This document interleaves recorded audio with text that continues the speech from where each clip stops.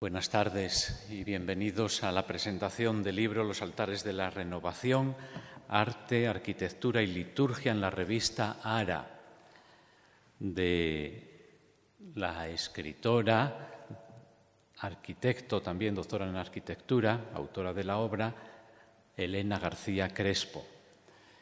Elena se encuentra a mi derecha, como todos ustedes ya conocen y saben.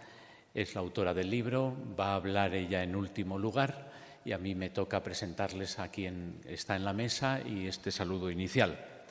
Más a la derecha de la mesa está Benjamín Cano Domínguez, arquitecto y artista, que también quiere presentarse como amigo de Elena y va a hacer un comentario sobre lo que supone la aportación también de Elena, del libro, en la renovación de las artes y también lo que para nosotros supone las artes en relación con la espiritualidad y la trascendencia, que es lo que a los dominicos pues nos ha motivado también a implicarnos en el mundo del arte.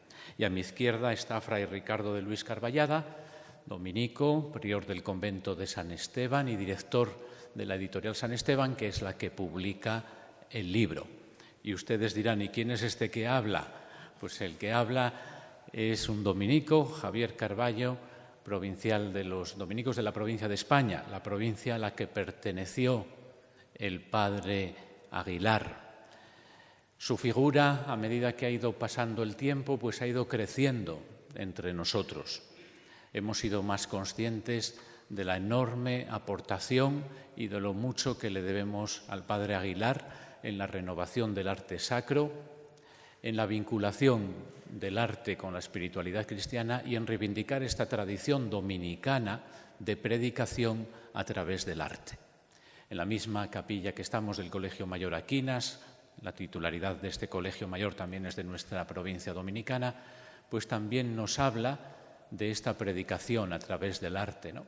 Con estas vidrieras que representan libros, ahora no se pueden percibir bien, a través de los cuales entra la luz que ilumina y que guía. El altar es un hermoso libro abierto y en el centro María como trono de la sabiduría y nos presenta a Jesús como luz que ilumina el camino. Pues bienvenidos, estamos en familia. Una bienvenida especial a los hermanos del padre Aguilar, muy cariñosa y muy fraterna. Estamos en la misma familia y yo no conocí al padre Aguilar, no sé si Ricardo tú le conociste, una vez le viste, yo no lo conocí. Cuando vine a Madrid justo había fallecido él unos meses antes, ¿no? Pero he escuchado hablar a muchos frailes del padre Aguilar y de lo que supuso su aportación. Por eso nos sentimos pues muy cercanos de la familia y con ustedes que han venido sus hijos y familiares, ¿no? Y también, por supuesto, una bienvenida muy especial a la familia de Elena, que sabemos que también te acompañan, ¿no? Aquí en primera fila, pues para darte todo su apoyo. Pues también a ustedes manifestarles nuestra fraternidad y cercanía. Y, por supuesto, con un agradecimiento muy grande a Elena, porque ella ha contribuido a que nosotros descubramos más nuestra propia tradición. Y abre el acto interviniendo Fray Ricardo de Luis, director de la editorial San Esteban, que publica el libro. Buenas tardes también a todos por mi parte y agradecerles su presencia aquí en este acto y comenzar también mi intervención agradeciendo de manera particular y de manera especial a doña Elena García Crespo que nos haya hecho el regalo, ¿no?, a la editorial de esta obra en la que ella ha puesto mucho tiempo, mucha pasión, mucho interés, también mucho rigor y mucha profesionalidad y que enriquece los fondos de nuestra editorial y, como digo, pues me parece que un auténtico regalo, ¿no?, el que nos has hecho a la editorial San Esteban.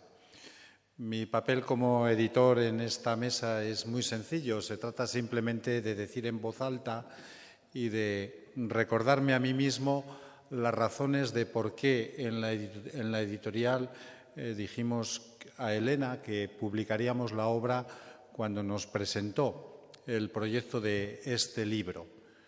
Y antes de ello, presentar también lo que es la editorial San Esteban, porque supongo que para muchos de los que están aquí presentes es una editorial desconocida, ¿no? La editorial San Esteban es una editorial pequeña que publica libros dirigidos a un público muy minoritario. Este es nuestro perfil editorial y en él quienes trabajamos en la editorial nos identificamos y nos sentimos también, como se suele decir en lenguaje coloquial, muy a gusto. Es una editorial especializada sobre todo en libros de pensamiento teológico, dirigidas fundamentalmente a personas interesadas en los estudios de teología. También publicamos alguna obra de historia, alguna obra de filosofía, alguna obra de espiritualidad en general. Es una editorial vinculada, dependiente de los dominicos de la provincia de España, de los dominicos que vivimos aquí en España y que está ubicada, ya que entre ustedes hay algunas personas que se dedican a la arquitectura, está ubicada en uno de los conjuntos monásticos más interesantes que se pueden ver en España. Esto no lo digo yo por vivir en el convento de San Esteban y por ser el director de la editorial. Esto lo dicen bastantes historiadores del arte muy reconocidos, ¿no? Que el convento de San Esteban, desde el punto de vista arquitectónico, es uno de los lugares más interesantes que se pueden ver en España como conjunto monástico. Y además fue la sede de todo un movimiento de renovación en el pensamiento español, fue nuestro humanismo renacentista, que fue la Escuela de Salamanca, a veces muy poco conocida, ¿no? Y de la cual también pues, nosotros pretendemos divulgar y dar a conocer en nuestra editorial. Simplemente por decir un detalle que es probablemente lo menos conocido de la Escuela de Salamanca, ¿no? Los cálculos de los movimientos del movimiento que realizó Galileo fueron adelantados por un dominico del convento de Salamanca que se llamaba Domingo de Soto, que se adelantó a los cálculos que hizo Galileo. Y lo que nos suele pasar en España, esto lo conocemos no por un investigador español, sino por un historiador de la ciencia norteamericano que en los años 60 publicó un artículo diciendo que Domingo de Soto se había adelantado a los cálculos que luego afinaría y le daría mucha mayor precisión Galileo, ¿no? Bien, pues este es el lugar, este es también el perfil editorial en donde se ha acogido, ¿no? esta obra. Cuando doña Elena García Crespo me llamó por teléfono para decirme que había escrito una tesis doctoral dedicada al padre Aguilar y nos proponía su publicación, mi primera respuesta fue decirle que teníamos mucho interés. Y teníamos mucho interés por dos razones, una de ellas casi personal. Como Javier, el provincial, ha dicho, nosotros pertenecemos a una generación de dominicos muy diferentes al contexto de vida en el que vivió el padre Aguilar. Y somos de una generación de dominicos que ya apenas tuvimos contacto personal con él. Yo recuerdo que le vi ya cuando estaba enfermo en el convento de Santo Domingo el Real, en la calle Claudio Coello. Estaba recién ordenado, iba a hablar con el provincial y me encontré al padre Aguilar, que yo no conocía, paseando por el pasillo con la ayuda de un enfermero. Le saludé, me imaginé que era un padre mayor, nos intercambiamos el saludo y yo ya no le volví a ver más. Recuerdo que pregunté a algún fraile que había por allí, al provincial de entonces, algún otro, ¿quién es este fraile que me he encontrado por el pasillo? Y me dijo que era el padre Aguilar, y desde entonces siempre que los frailes de nuestra generación oíamos hablar del padre Aguilar, oíamos hablar de él con veneración y con mucho respeto. El segundo momento, así pues de impacto, ¿no?, de lo que es el padre Aguilar fue cuando yo estaba preparando la publicación de un libro dedicado a otra gran figura de los dominicos españoles, a Fray Coello de Portugal, que estábamos preparando un libro homenaje de arquitectura.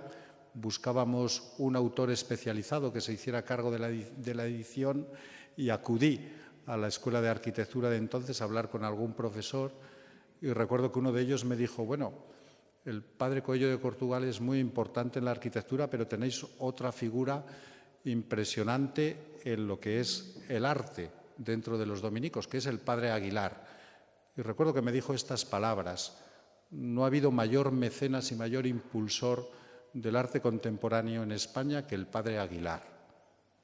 Yo recuerdo que volví a casa impresionado por ese comentario, y desde entonces, y en la editorial hicimos algún intento con algún otro autor dominico que había conocido directamente al padre Aguilar, que había convivido con él, de acometer pues algún proyecto editorial, de recopilar en un libro su obra, y no pudo ser. Y por eso, cuando Elena vino con este proyecto, dije que sí.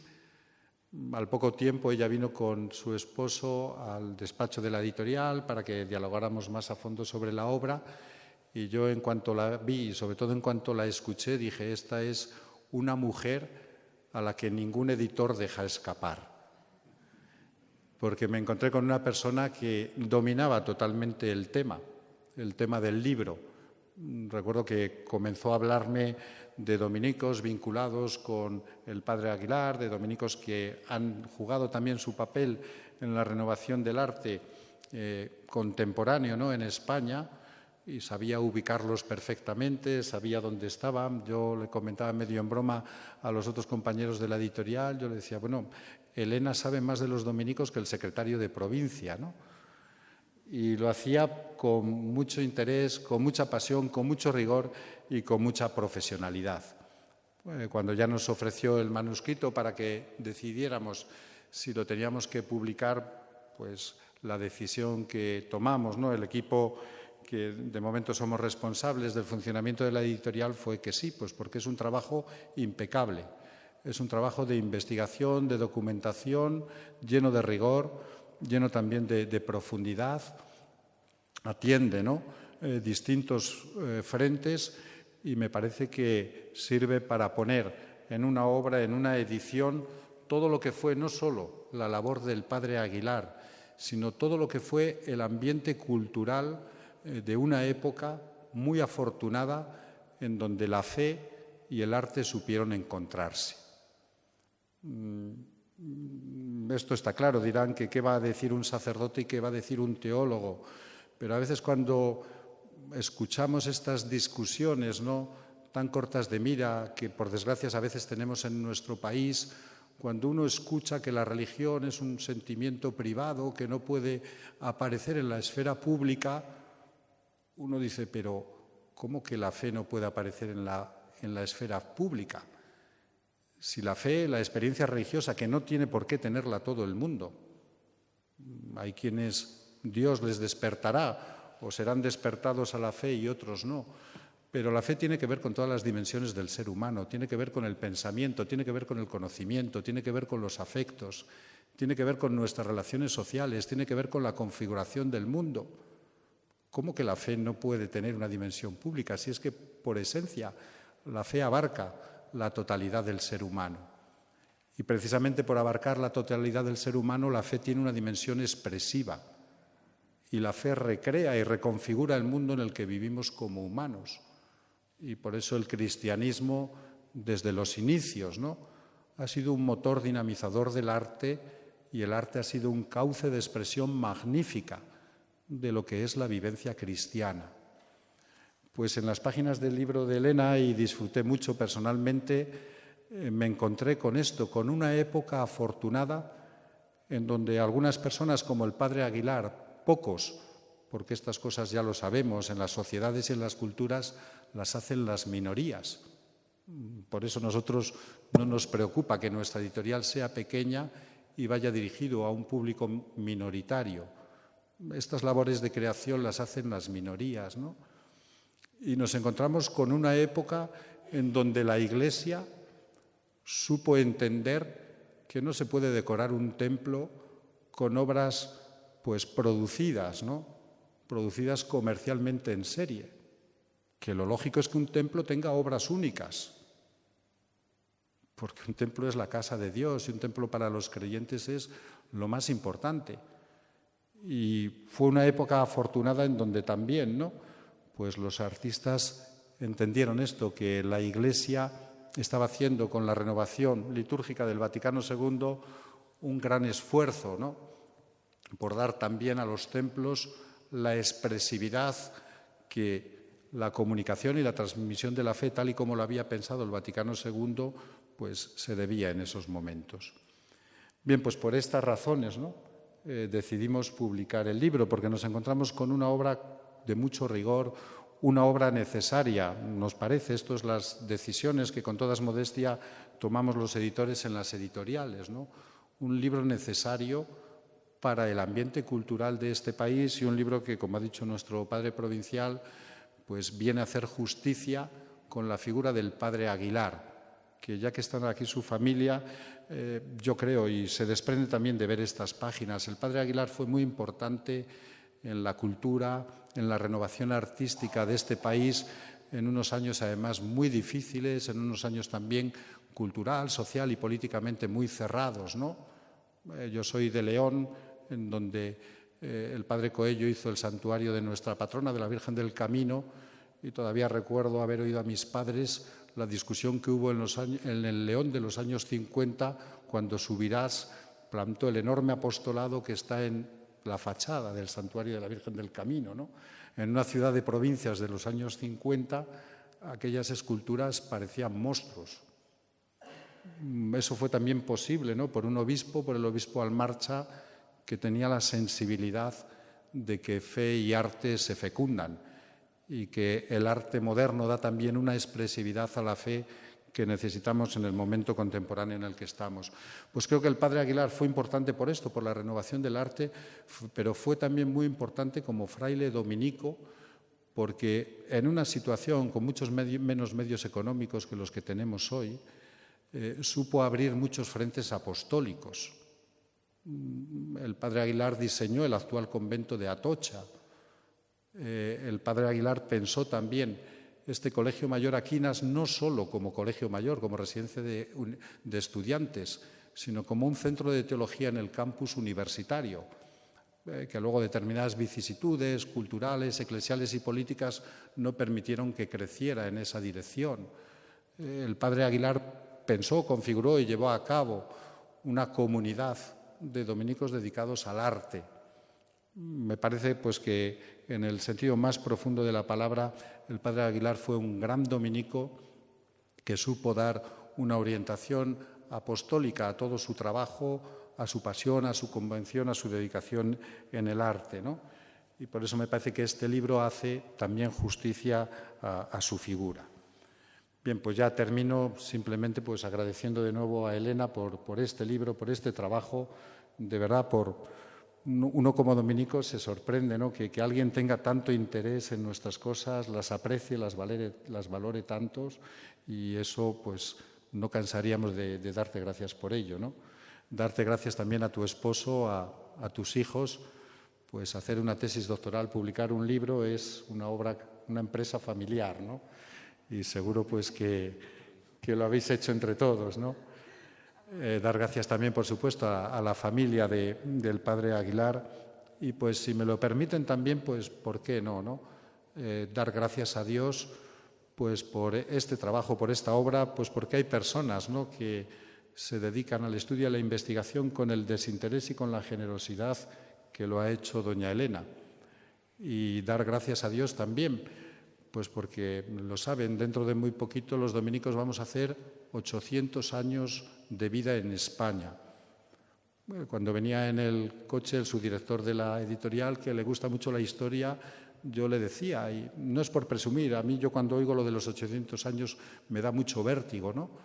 Yo le decía, oye Jorge, yo creo que en España no hay ninguna institución que tenga tantos años como la nuestra. Yo vivo en Salamanca, la universidad es 2 años más joven que nosotros. Fue fundada en el 1218, ¿no? Y decíamos, pues quizás algunos cabildos catedralicios, órdenes religiosas monásticas, la monarquía y poco más hay con tanta vida en España, ¿no? Pues yo quiero dar gracias a Dios porque en estos 800 años de historia ha habido también entre los dominicos españoles figuras como las del padre Aguilar, que yo creo que su vida, su compromiso apostólico, su manera de ser dominico, pues sigue también estimulando, animando y motivando a los que venimos detrás. Pues nada, muchas gracias. Buenas tardes. Pues efectivamente yo el mérito que tengo de estar aquí en la mesa es ser amigo de Elena, no mucho más. Y bueno, contar un poco por la digamos situación en la que yo como amigo y una situación familiar en la que estamos, dar algunas pinceladas de la visión mía del trabajo de Elena y de lo que supone esta tesis y traducida al libro. Un grupo de amigos y de arquitectos llevamos hace tiempo ya barruntando y trabajando sobre asuntos sobre el arte cristiano actual. Por ejemplo, recuerdo que hace no sé cuántos años, pero a lo mejor 10 o 12 años, fuimos a ver a Ana Martínez de Aguilar con un proyecto ¿Tanto no? No. Pues lo mismo sí, lo mismo se han pasado, pero no sé cuántos, bueno, mucho, yo creo que ya bastantes años. Un proyecto expositivo que era el Padre Aguilar y su tiempo, el que, digamos, el Padre Aguilar era un poco el centro sobre el que giraba una posible exposición. Luego, por poner algún otro apunte, hace 5 o 6 años organizamos en Sevilla, a través de la Congregación de Arquitectos en la que estamos los dos, unas jornadas con los delegados diocesanos de patrimonio, que el título era Iglesia y arte actual, si no creo recordar mal. Entonces, bueno, digamos que todos esos temas estaban un poco en la y Elena, pues, digamos, ese asunto pues lo ha ido madurando y le ha ido dando una forma preciosa, ¿no? que ahora comentaré. Yo, en principio, Elena me dijo que cerrara el acto. Mi teoría es que cerrar un acto de un libro es imposible, porque realmente un libro es para abrirlo, y un libro lo que hace es que cuando tú terminas el libro, pues lo que estás es abriendo un camino nuevo, ¿no? Entonces, yo lo que quiero contar un poquito es que el libro, aunque hace una mirada, en el fondo es una mirada hacia atrás dentro de la historia y dentro de la historia de la Iglesia y dentro de la historia de la cultura española, pero el sentido de un libro de este tipo es posicionarnos hoy, ¿no? O sea, que miramos atrás, pero lo que queremos hacer es ver qué pasa con el futuro, ¿no? Miramos atrás para que nos sirva para el futuro. Además, por supuesto, también del reconocimiento de las personas que están en todo este momento histórico, de las personas concretas, que muchas de ellas viven todavía, y un reconocimiento también, y al mismo tiempo ponerlos, digamos, sacarlos de alguna manera de ese anonimato, en cierto modo injusto, porque, por ejemplo, en el campo nuestro de los arquitectos, muchos arquitectos de mi edad no han oído nunca hablar del Padre Aguilar, no saben, siendo una figura importantísima dentro no solo del arte, sino de la arquitectura, ¿no? de la repercusión que tuvo la arquitectura. Entonces, bueno, digamos que eso es un poco pues raro, ¿no? También es raro que dentro de la Iglesia no sepamos quiénes fueron los grandes artistas de ese momento, que no sepamos los nombres, ¿no? Dentro de la propia Iglesia en todos los niveles. También eso es raro.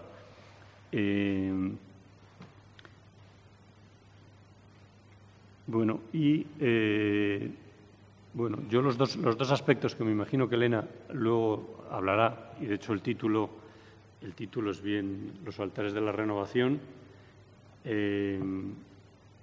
Yo creo que lo que digo que este libro apunta al futuro en el sentido de la renovación, la vibración renovadora, que creo que eran las palabras que usaban en el número 1 de la revista Ara, la vibración renovadora, pues esa vibración renovadora, yo creo que Elena lo que hace es que nos la está trasladando, la está, digamos, actualizando y la está poniendo hoy, la está poniendo al día hoy, la está haciendo viva hoy, esa misma vibración renovadora que el padre Aguilar citaba en la editorial del primer número.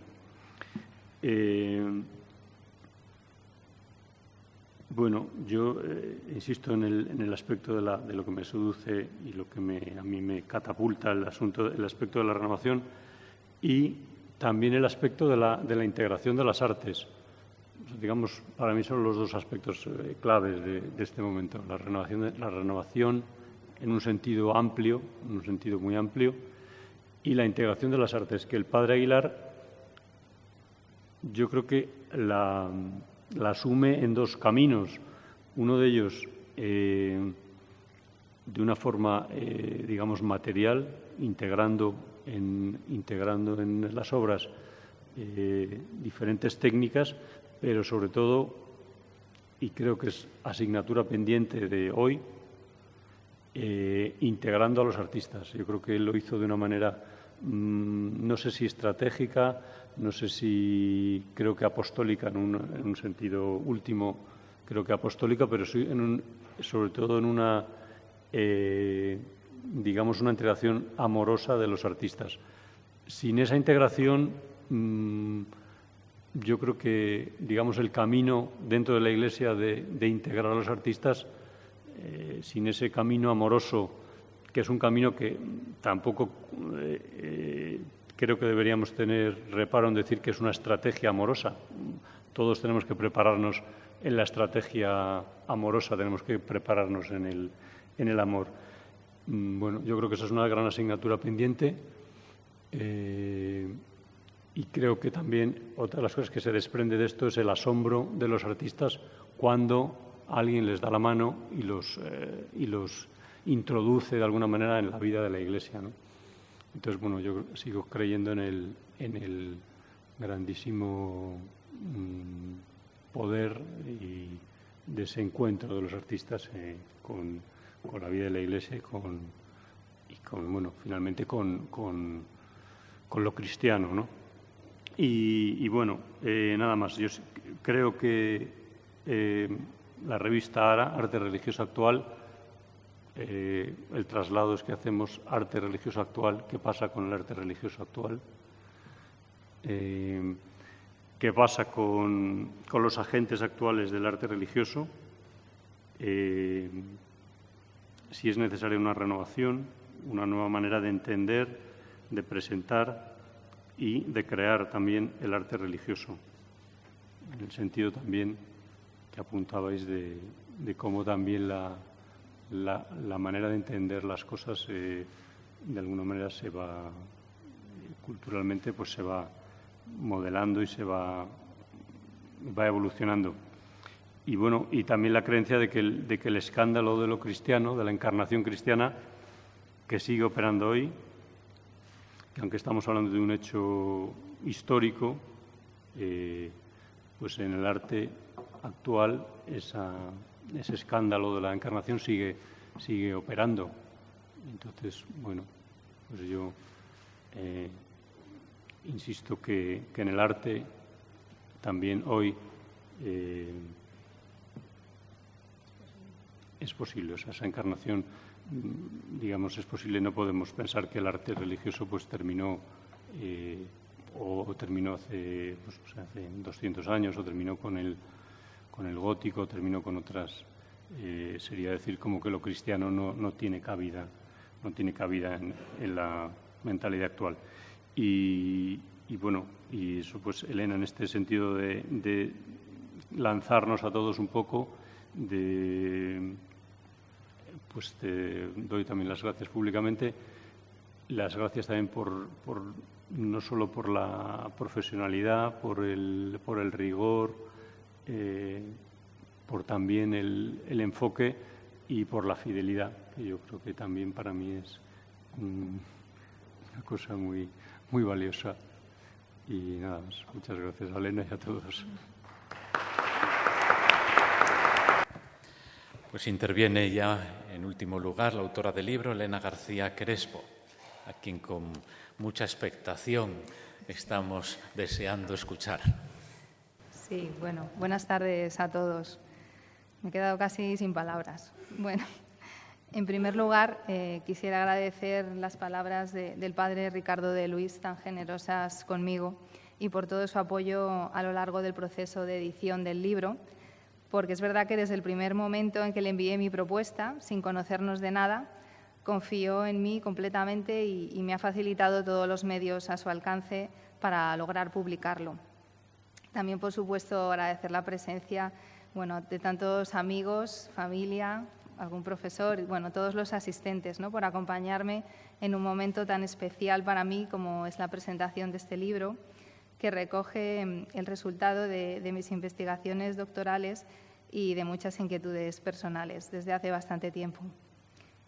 Aquí a mi lado, por supuesto, agradezco enormemente la presencia a Benjamín, que es muy humilde, pero él no está aquí solo por ser buen amigo, es un gran arquitecto, además de artista, con exposiciones recientes, y con el que efectivamente comparto inquietudes en este ámbito y con el que he venido colaborando en distintos frentes relacionados, tanto en campañas de restauración, de la que fue la Asociación Cultural Restaurar y Vivir, como en otras actividades de la Real Congregación de Arquitectos, que aquí también tenemos algunos compañeros. Fue precisamente en su estudio donde pude hojear por primera vez algunos ejemplares sueltos de la revista Ara, que guardaban con mucho mimo en su biblioteca, que creo recordar que eran heredados de un tío suyo. Y allí, pues tuve la oportunidad de tener en mis manos por primera vez la revista Ara, que es otra buena excusa para tenerle aquí. También, mi agradecimiento al director de la Quinas, don Javier Fuertes, que me ha brindado la oportunidad de presentar mi libro en este lugar tan simbólico y tan significativo para la historia que cuento en él, porque, como ya ha apuntado el padre Ricardo de Luis, los altares de la renovación cuenta la historia de la revista Ara y de las obras que se publicaron en ella, que fueron reflejo de un tiempo realmente emocionante, de mucha transformación social y religiosa, correspondientes a los años del Concilio Vaticano II. No obstante, antes de entrar en el contenido del libro, yo creo que es bueno recordar que fue iniciativa promovida y dirigida, esta revista la fundó y la dirigió el famoso padre Aguilar, de quien estamos hablando, un hombre realmente singular que yo creo que merece la pena poner en valor, en especial por esa labor de animador cultural y su incansable mecenado artístico a lo largo de toda su vida. Traigo esta primera foto que me ha hecho mucha ilusión, que me la facilitó Ángela García de Paredes, que está precisamente tomada aquí en el Aquinas, como se aprecia por el ladrillo, el aparejo de ladrillo que hay detrás. Baste mencionar, quiero dar solo unas breves pinceladas para perfilar su figura, que, incluso antes de ser fraile, él estudió la carrera de Derecho en lo que era la Universidad Central de Madrid, el precedente del actual Complutense, con un expediente, premio extraordinario número 1 de su promoción, y que después, tras ingresar en la Orden, obtuvo su lectorado en Teología, Filosofía y, por último, incluso se diplomó en Periodismo, ahí es nada, para dirigir la revista por requerimiento legal. Y todo ello unido siempre a la actividad sacerdotal propia de su condición de dominico, que fue también incansable y que, entre otras cosas, le llevó a ser capellán de nuestro rey Juan Carlos, nuestro rey emérito, en la época de su juventud, y siempre unido también a una constante formación autodidacta en materia de arte sacro, que le llevó a le impulsó a viajar por toda Europa y Latinoamérica en numerosas ocasiones. Aquí traigo también esta imagen que es muy representativa de la relación que tuvo con el rey Juan Carlos. Esto concretamente es la presentación del heredero de nuestro actual rey Felipe VI ante la Virgen de Atocha en la Basílica de los Dominicos de Nuestra Señora de Atocha.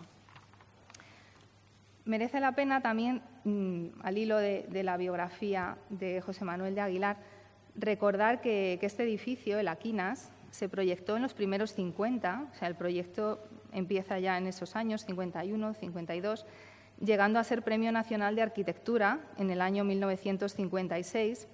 Sus autores, Rafael de la Hoz y José María García de Paredes, dos enormes figuras de nuestra arquitectura en España, eran entonces dos arquitectos de 20 y pocos años no habían ni acabado la carrera cuando les encargó el proyecto. Estaban estudiando en la Escuela de Madrid y José Manuel de Aguilar les conocía del Colegio Mayor Cisneros y luego, posteriormente, de la residencia de estudiantes de la Basílica, ligada a la Basílica de Atocha, ¿no?, donde él era prior y donde ellos residieron también durante un tiempo. Tampoco quiero extenderme ahora mucho en la intrahistoria de la Quinas, porque la verdad es que da para un libro en sí mismo y, de hecho, ha sido objeto de algún que otro capítulo de tesis doctorales, alguna muy reciente, como el caso de la arquitecta y profesora Ángela García de Paredes, que espero tener la suerte de que, si nos acompaña hoy, quiera añadir luego algo. Y sí, mencionar únicamente que el edificio fue publicado en las mejores revistas especializadas de la época, o sea, en todas. La italiana Domus, la francesa L'Art Sacré, en una británica, en todas las de la prensa nacional. O sea, que fue un bombazo, o sea, realmente rompedor. Entonces, hay que situarse en la mentalidad, yo creo, de la posguerra española para valorarlo en su justa medida, ¿no? Y esto nos habla mucho del talante visionario que rodeó al proyecto, tanto por parte de estos arquitectos jovencísimos como por parte de los promotores del encargo. Aquí, por ejemplo, la visión de la capilla que traía, en la que ya se ve, pues esta imagen, ¿no?, de despojamiento ornamental, los materiales vistos, este ladrillo, el hormigón, la madera, muchas de las cosas que ya expresaban con el proyecto. Y que este talante visionario vino a conectar de pleno con el espíritu renovador que nos trajo el Vaticano II, al que hago alusión en el título del libro, porque yo creo que todas las obras que se publicaron en la revista Ara sirvieron realmente de escenario a esa reforma litúrgica. Y reforma, no hay que olvidar, que vino a producirse en un contexto más amplio de reencuentro de la Iglesia católica con lo que era el mundo moderno, el mundo entonces. Traigo aquí también otra imagen de la portada del número 4, que es la que he aprovechado para la portada del libro, de abril de 1965, que es la iglesia de Padre Damián en Madrid, de los Sagrados Corazones, recién inaugurada entonces, que ilustra muy bien ese fenómeno también al que hacía alusión Benjamín de la integración de las artes que tuvo lugar y que se manifestó especialmente en estas iglesias parroquiales, en las nuevas iglesias parroquiales que se proyectaron y se construyeron en la década de los 60, que fueron las más publicadas en la revista. No obstante, es verdad que toda esta pujanza en torno al tema sacro se fue diluyendo ya a partir de los años 70 y casi languideció, ¿no? Momento también en que la propia revista Ara dio un giro por completo a sus contenidos y pasó a volcarse ya en temas de conservación y restauración del patrimonio artístico eclesial. Pero yo creo que es un buen momento, ahora que en este año estamos celebrando la conclusión, el 50 aniversario de la conclusión del Concilio Vaticano II, que es bueno recordar que Ara empezó a publicarse justo en estos años, en el año 64, en pleno desarrollo. Aquí esta imagen, por ejemplo, es de la capilla de la Casa de Ejercicios de las Esclavas en Madrid, obra de José Luis Fernández del Amo, otra obra muy publicada en las revistas de la época, además con algunas fotografías magníficas de Kindle. Y las páginas de la revista, de hecho, el primer documento que contienen fue un llamamiento del Papa Pablo VI a los artistas, dirigido a retomar la amistad que se había perdido entre la Iglesia y el mundo del arte. Entonces, en esa línea, dentro del clima general de esas inquietudes renovadoras que despertó el concilio, ellos se propusieron una triple misión formativa, informativa y crítica, abierta a todos los involucrados en el desarrollo del arte religioso, el clero, los arquitectos, los artistas, ¿no?, para promover su colaboración, ese trabajo en equipo, ¿no?, que sirviera, por un lado, de estímulo y orientación a los artistas y artesanos en aspectos litúrgicos, pero también para la formación artística del clero, que era una asignatura pendiente. De hecho, el hallazgo de las fichas del archivo de suscriptores que encontré entre los restos de la revista cuando empecé mi labor de documentación da una idea de la importantísima acogida que tuvo la revista entre lo más selecto de la profesión y amplios sectores del clero. Y es que estas son unas fichas del archivo de suscriptores. ARA se distribuyó absolutamente a todas las comisiones episcopales, o sea, a todas las comisiones diocesanas de arte sacro, a la curia episcopal española, seminarios, museos diocesanos, y de los casi 200 arquitectos que figuraban en este archivo, que probablemente se hubiera perdido alguna ficha, se encuentran los nombres más significativos del panorama de la época, además de todos los colegios de arquitectos de España. Así, a bote pronto, puedo citar nombres, bueno, Secundino Zuazo, Miguel Fisac, Luis Gutiérrez Soto, Carlos de Miguel, Luis Peña Ganchegui, Luis Moya, o sea, podría seguir porque es que están todos, o sea, todos figuraron entre sus suscriptores.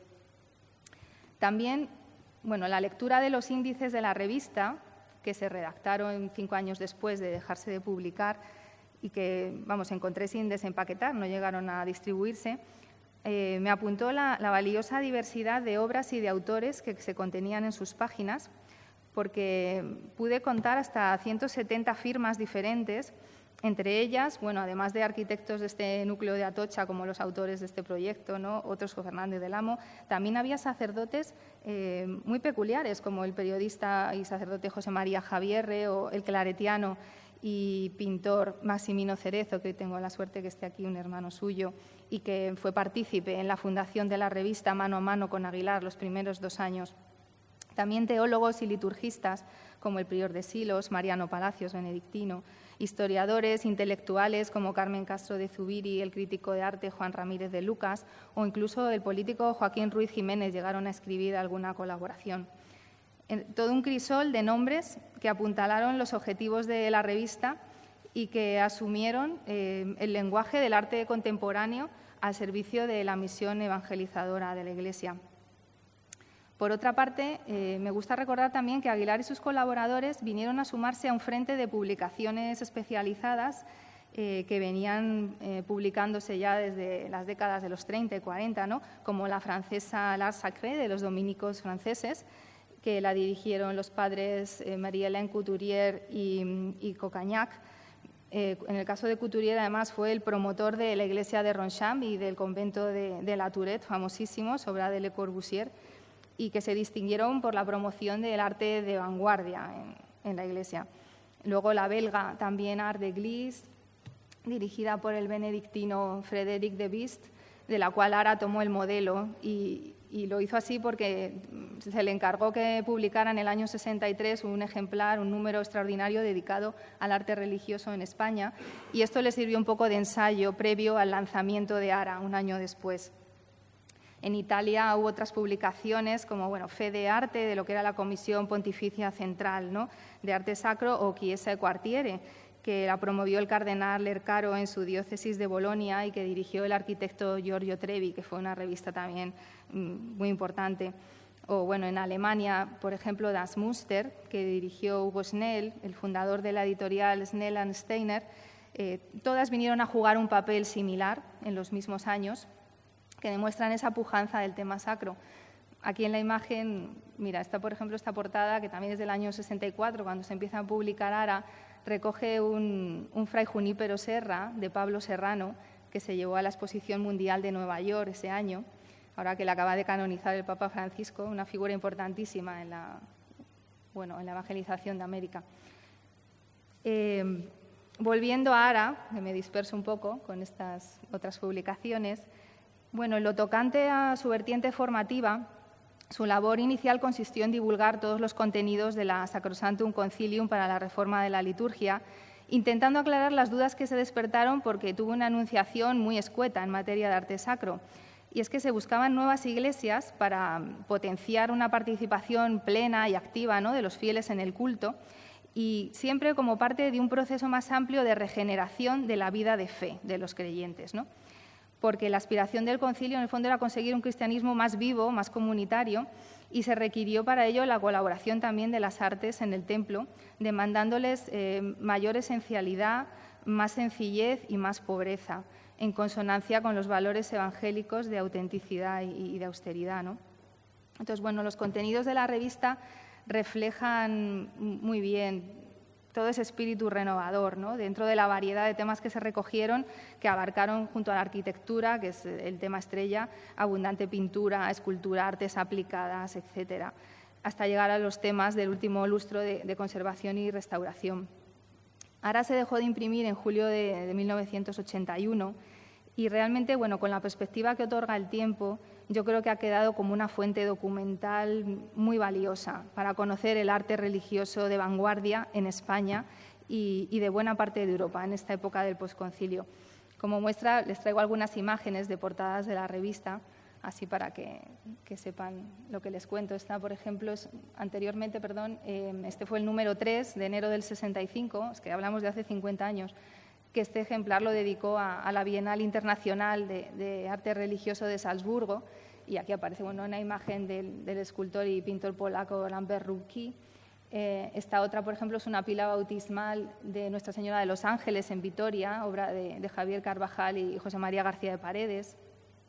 Esta otra portada fue otro número del año 67, que se dedicó a 6 nuevos templos en Madrid, que se acababan de inaugurar poco antes, desde la iglesia del Colegio Santa María del Pilar, la de los Sagrados Corazones, que he comentado, la de Monte Carmelo, de Luis Gutiérrez Soto, en Ayala, la de Almendrales, la iglesia de Santa Ana, de Fisac, o Nuestra Señora de Moratalaz, de Domínguez Salazar.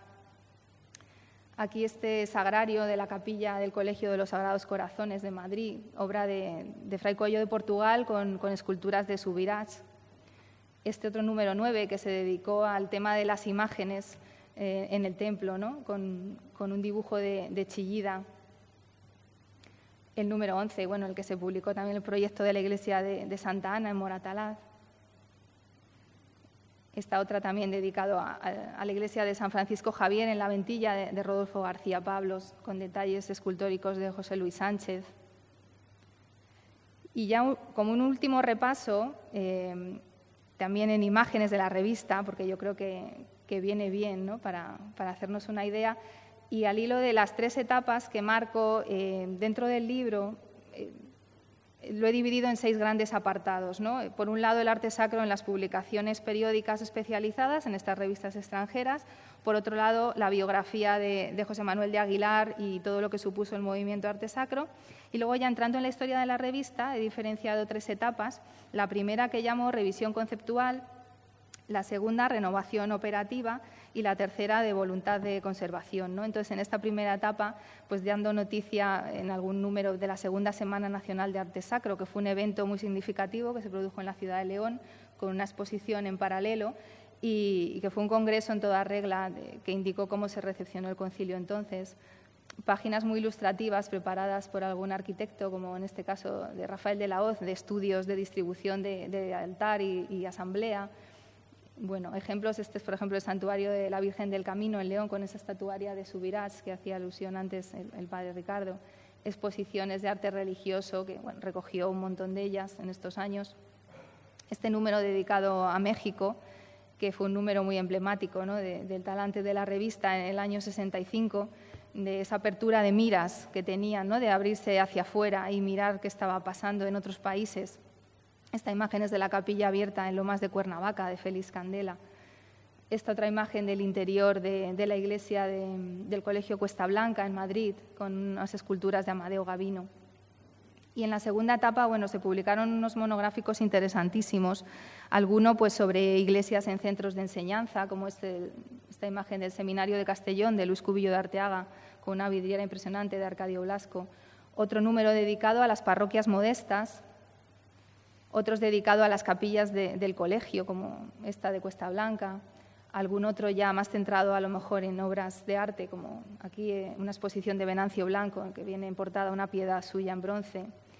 Otro número importantísimo, que fue el dedicado ya, hablamos del año 73, a la inauguración de la colección de arte religioso en los museos vaticanos, que propició Pablo VI, y de la cual el encargado de organizarla, de toda la sección española, fue el padre Aguilar, el que contactó a todos los artistas y seleccionó las obras. Aquí le vemos con Pablo VI durante la inauguración. En fin, el monográfico dedicado a Italia, a Bélgica, a Portugal, a Alemania, muestra de lo que viajó y lo que contactó. Y ya nada, el último lustro de la colección, que se dedicó a los temas de conservación y restauración. Aquí le vemos con Monseñor Tarancón en las oficinas de la Escuela Taller, en la calle de la Pasa, en la sede del Palacio Arzobispal, que cedió el propio Tarancón para montar el estudio. y una serie de obras que ya se fueron publicando, abandonando un poco el tema religioso. Este fue el Auditorio Manuel de Falla. Aquí también estas vidrieras de una iglesia, bueno, está en Lima, pero porque dedicó también un artículo a Adolfo Winternitz, un vidriero, ya en la última época, o está dedicado al Peine de los Vientos de Eduardo Chillida. Y su última portada, del último número, que ya refleja muy bien ese cambio de contenidos, pero bueno, que es parte también de la historia de la revista y de una serie de prioridades que se fueron marcando desde su línea editorial. Y bueno, eso sería todo, un recorrido somero por la historia de la revista, que bueno, espero que les haya interesado y que llegue a tener su difusión pertinente. Y muchas gracias de nuevo por estar aquí.